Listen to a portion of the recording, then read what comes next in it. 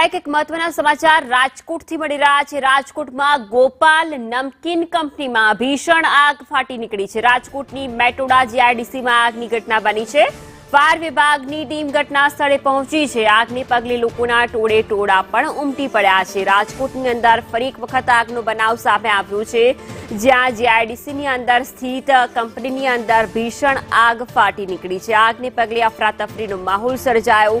લોકોના જીવ તાળવે પહોંચી ચૂક્યા છે। ફાયર વિભાગની ગાડીઓ ઘટના સ્થળે પહોંચી ચૂકી છે। ધુમાડો એ હદે જોવા પડી રહ્યો છે કે તેના પરથી અંદાજો લગાવી શકાય છે કે આગે કેટલું વિકરાળ સ્વરૂપ ધારણ કર્યું છે। રાજકોટની ઘટના છે। ફાયર બ્રિગેડની ટીમો ઘટના સ્થળે પહોંચી ચૂકી છે। પાણીનો મારો ચલાવવામાં આવી રહ્યો છે। આગને કાબૂમાં લેવાના પ્રયત્નો કરવામાં આવી રહ્યા છે। પ્રાથમિક માહિતીમાં હજી સુધી કંઈ સામે નથી આવ્યું, પરંતુ આગે વિકરાળ સ્વરૂપ ધારણ કર્યું છે, જેથી આસપાસના વિસ્તારની અનેક જે ફેક્ટરીઓ આવેલી છે ત્યાં પણ અફરાતફરીનો અને લોકોની અંદર ભયનો માહોલ ફેલાયો છે। મેટોડા જીઆઈડીસીની ઘટના છે।